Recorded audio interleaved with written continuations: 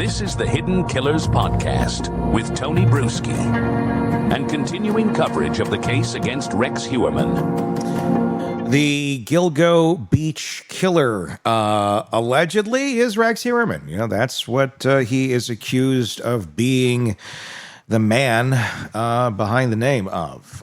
So what's going on with that? When is the trial? What evidence do they have against him? How damning is this case? There's a lot of questions that still linger. We're going to try and go through all of this today to get you caught up on basically what happened, what it means, and what's next in the case of Rex Heuermann. So let's go back to July 13th of 2023. 59-year-old Manhattan architect named Rex Heuermann, who looked more like an insurance adjuster with a dark past than any Hollywood version of a serial killer. He was plucked off Midtown Street by Suffolk County Police. Why? Because allegedly he was the man they'd been hunting for over a decade. Remember the Gilgo Beach murders? String of bodies dumped like garbage along the south shore of Long Island? Authorities believe Rex Heuermann is the man responsible for at least 7 of those victims.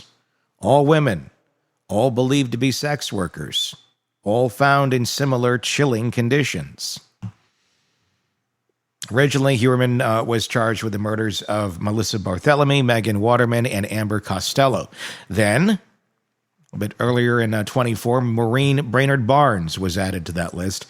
And then by the summer of 24, the list ballooned to include Jessica Taylor, Sandra Costello, formerly known as Peaches, and Valerie Mack. So we're now talking about 7 murder charges spanning from 1996 to 2010. It's a long time to have that hobby, I guess. I have hobbies, but I don't know that I've had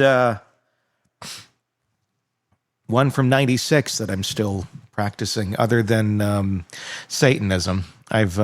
I'm kidding. Yeah. Careful, dude. Kidding. Just kidding. Started in 96 after I watched an Unsolved Mystery. No.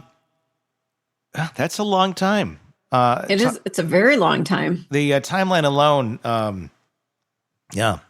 The guy allegedly operated for over a decade and a half undetected. And what did cops find once they turned his Massapequa Park home upside down just the other year? Well, an arsenal of 280 guns stashed in a hidden basement vault. Again, why does one need 280 guns? Is that not just like an immediate sign of a mental illness right there if you have that many and it's just you? I mean, it's a very good question. If it's just you, it's not like... I mean, I understand maybe like you inherited your father's collection or... There's reasons one, I guess, may have that if you have a very gun-loving family and you kind of are the one that ended up with them. It's another if you're like seeking them out to that level. I mean, I think there's a level of paranoia there, I guess one would say, if you're getting that many guns. And I'm not an anti-gun person. I'm not saying you can't have a gun. I'm just saying 280. That's excessive. I think I've got 9. Might be one of those, see something, say something things at 280. Not that anything's going to happen, but he did have a lot of guns that were unregistered. You have 9? Yeah. I have... I do. Now that I've got a couple hunting rifles. I have a couple of shotguns. I've got a few handguns and an AR-15. I have 4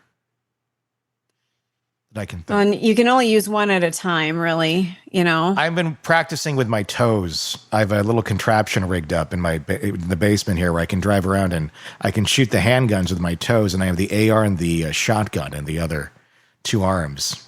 Nice. I look like something out of like Teenage Mutant Ninja Turtles, like the video game or something. You get beat up with the nunchucks or Bart's skateboard until you start blinking fast enough and explode. I think that's maybe what people are afraid of sometimes when you have 280 guns, that's going to happen. But more chillingly, they uncovered deleted computer files dubbed a planning document. Sounds innocent enough. It allegedly outlined a methodical blueprint for targeting and disposing of victims, as if this were some sort of construction project. The digital trail was damning. Burner phones used to contact victims traced to the same cell towers near his home and Manhattan office. And then there's the hairs. Hairs recovered from burlap used to wrap That's the biggest victims. problem to me. That's the one that sticks out the most. They got their hairs on the burlap? Yeah. Yeah. They matched Heuermann through advanced DNA analysis. And not to be outdone, female hairs found on several victims were genetically linked to his wife and daughter as well, who just so happened to be out of state during the murders. Coincidence? Sure. If you believe in serial killing fairies. And let's not skip over the Google search history, casual things like why hasn't the Long Island serial killer been caught, or the more stomach-turning torture redhead porn. Who does that? Rex Heuermann. Yeah. Allegedly. Talking about hundreds of searches that practically scream, I'm the guy you're looking for. And that's, that one search there, that's tame compared to what else he had on his hard drive. The digital footprint combined with hair evidence, the burner phones, witness descriptions of his now infamous Chevy Avalanche, is why prosecutors say they've got their man. The taunting calls to Melissa Barthelomy's sister, made from Manhattan. Where did Rex work? Midtown Manhattan. The Avalanche seen at Amber Costello's, registered to Heuermann. The pizza crust that gave up his DNA, tossed in a Manhattan trash can, is not so much a web of circumstantial evidence. It's a steel cage, basically. And I don't know if you know this, but if you want, Stacy, you can be the owner of Rex Heuermann's Jeep. No, wasn't it a oh God, that vehicle that, oh come on, Chevy Avalanche. Wasn't it an Avalanche? No. Well, yes, that was. But right now, his Jeep is for sale. Ew.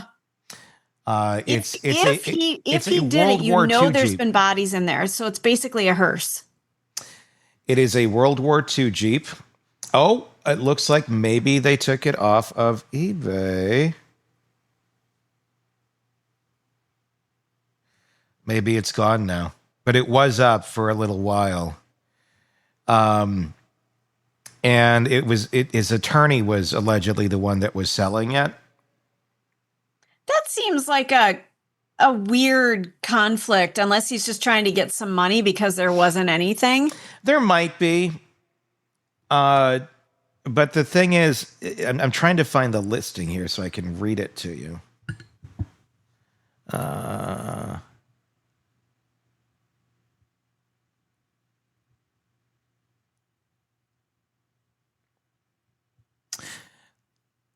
I don't have the listing text in front of me, but the listing, when I did look at it the other day, it did note owned by the infamous Rex Heuermann. It was put up as a selling point in the description, which I thought was really shitty. As a way to... I mean, the only way I could see that, I don't even know. I mean, unless you're going to put that money towards... like the victims' families or something. I don't think you make that a selling point of the Jeep. But that's just gross. I digress. So I don't know if it's still up there, but it was for sale the other day. And it did make note of the previous owner of the Jeep. So what what all does this mean? What's next? Well, the case isn't just about chasing a killer. It's about righting a systematic failure that left families and left them in the dark for over a decade. For years, the Gilgo Beach case, it was a cautionary tale in police incompetence, internal corruption. Yes, we are looking at you, former Chief Burke, and the collateral damage of institutional ego. The moment a new task force with actual coordination and the FBI's involvement took over, things moved fast.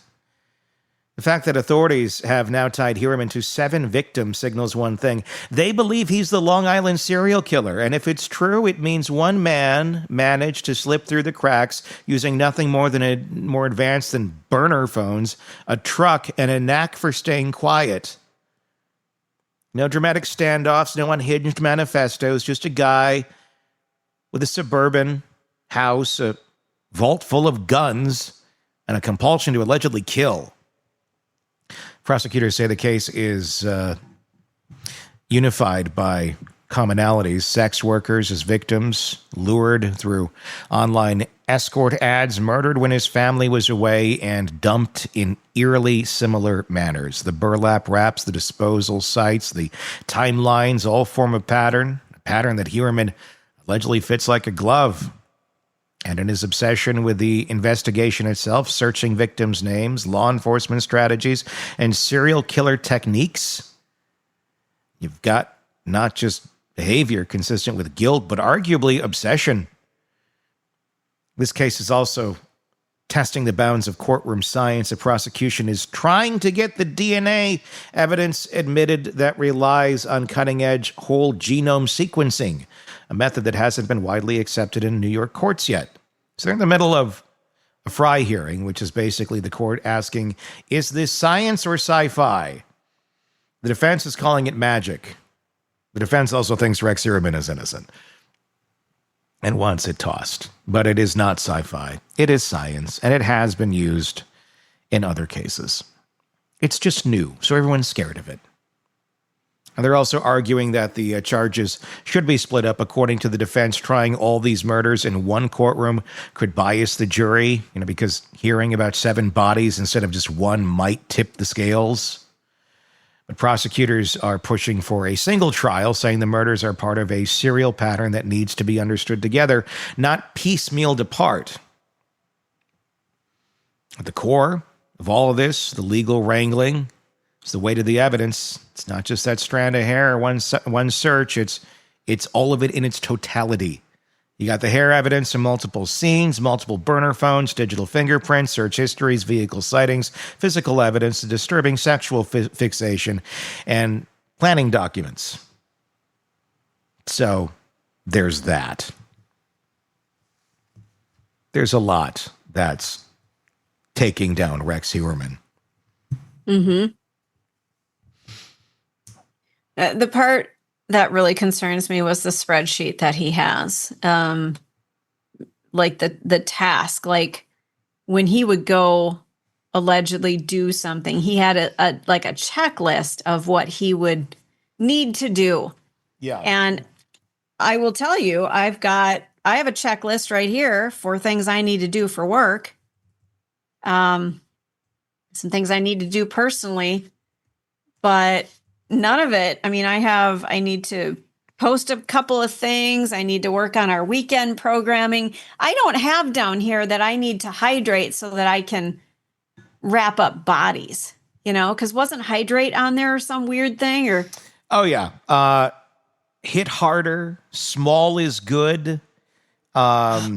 Inspect vehicles before and after, destroy incriminating files, and change tires. All sorts of things on his to-do list. And it was very, very mechanical. There was a lot of basic stuff on there too. That it was like hydrate. It was like, what?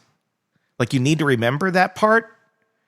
But when you have the mind of a monster and you kind of think in that sort of way, I guess you got to feed yourself the programming of like the normal stuff in life because the evil comes naturally and the normal doesn't.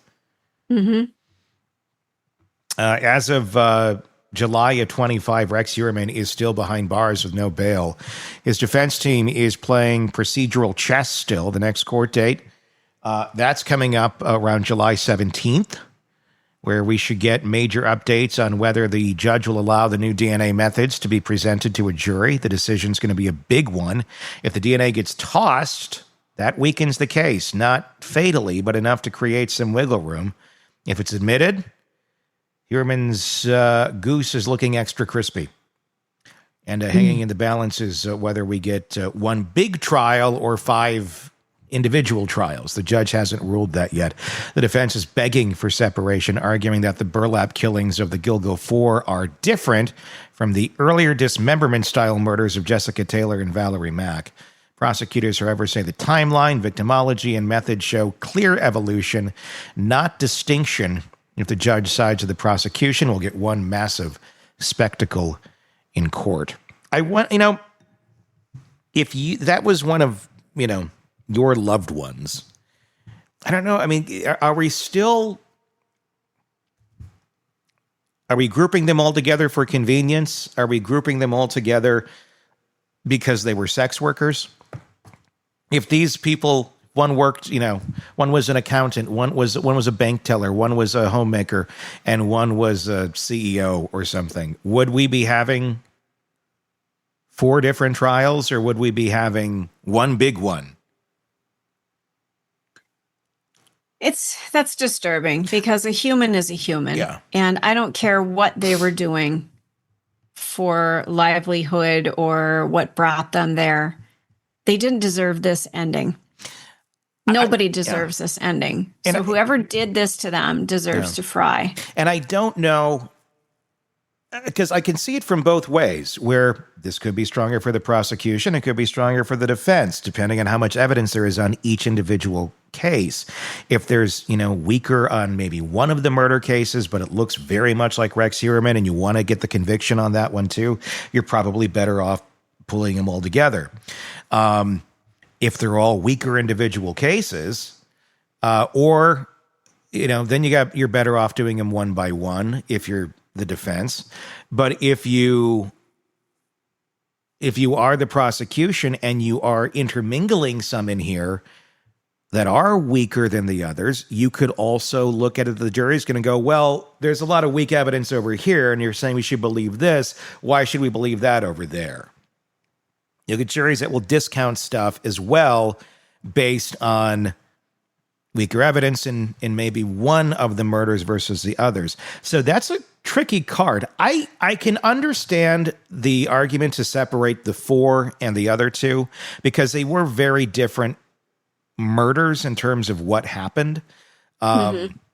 So, okay. I mean, I can see that, but I don't know. There's a lot of ways. They got to be very strategic because there's not necessarily a right or a wrong for defense or prosecution on this.